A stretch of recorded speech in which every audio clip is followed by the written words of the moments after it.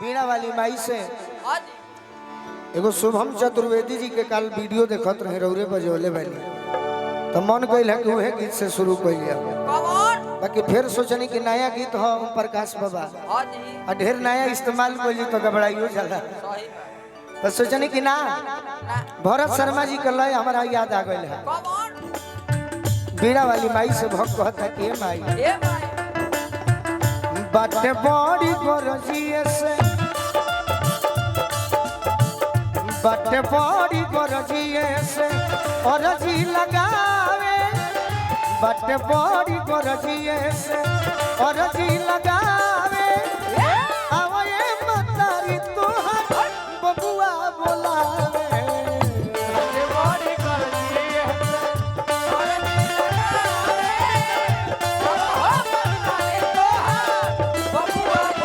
बाटे बड़ी गरजिए से अरजी लगावे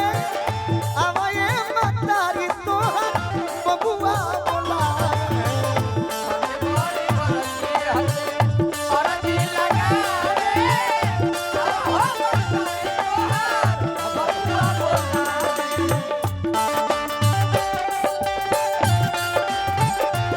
छोटी रे मोटी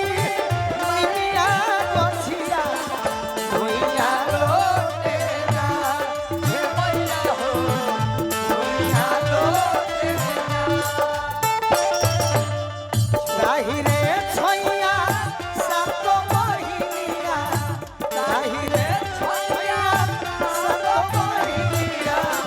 खेले जुआ भैया हो खेले जुआ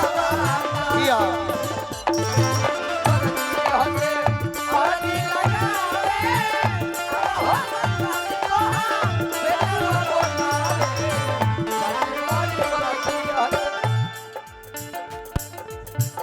जिला पंचायत प्रत्याशी संजय यादव जी ग्राम पोस्ट पुरास जिला बलिया भाई हमरा गौरव कुमार सिंह जी आशीर्वाद दिले बनी हाँ जी और संगीत प्रेमी हाँ हाँ कलाकार भी हैं हाँ जी हमारे गार्जियन भी हैं वाह ओम प्रकाश बाबा की ओर से आशीर्वाद मिलल जय हो बार बार प्रणाम करो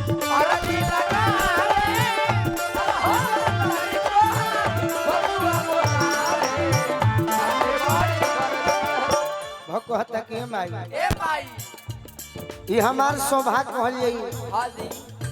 कि हमरा कितना लोग माने वाला बा सही न तो हमरा भी कुछ नहीं थे ना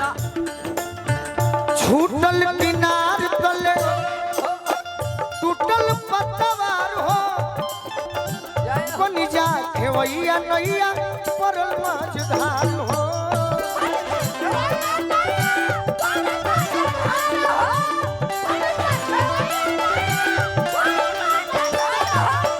छूटल किनार तले टूटल पतवार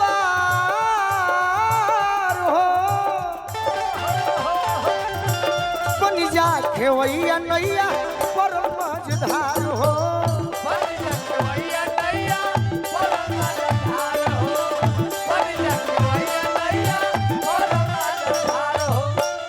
अरे कैसे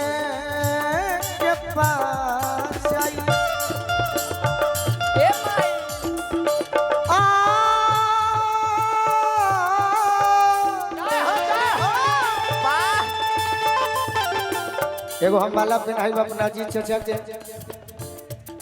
अरे औरत हमारे समाज के भी शान बानी हाँ जी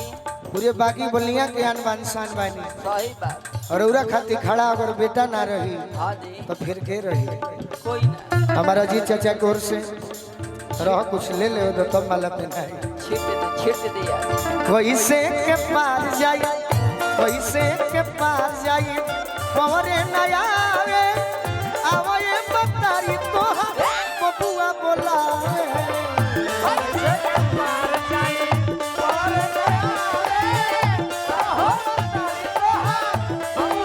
अरे कैसे के पार जाई पवरे नया आवे आवे बतारी तोहर बबुआ जी सर ए सर मलू यादव जी की ओर से वाह रामपुर से आशीर्वाद दिले बनी। जय हो माई।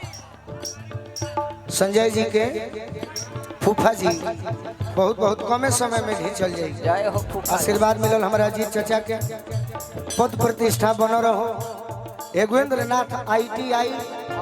पूरे बाकी बलिया में ना बिहारों में बन जाओ, झारखंडों में बन जाओ कि हमनी के सीना चौड़ा रहे। हौ मालकिन तू ही स्वर्गम साज के चहबू तो राख लेबू गोलुआ के लाज के।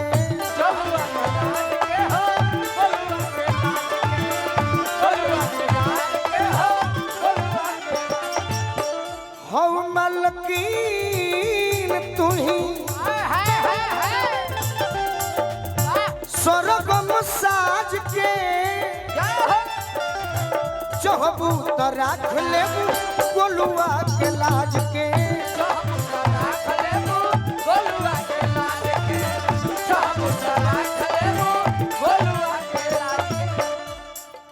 आशीर्वाद बुझा कि सुमंत पांडे जी की ओर से आइल बका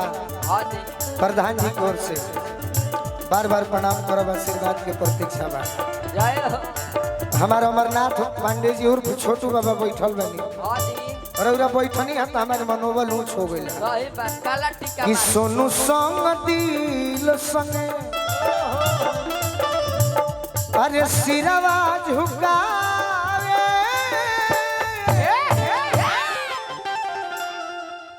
में तो ओरिजिनल चौगुन चाहे लगा कि ना 12 बजे के बाद मारल जाए क्या बाबा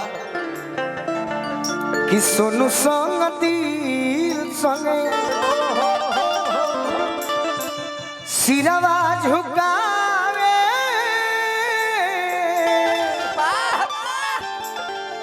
अरे आवए मतारी तोहार अरे बबुआ बोलो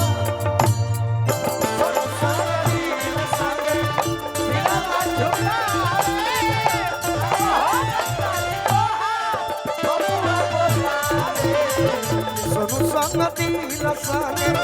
सिरवा झुकावे आवए मतारी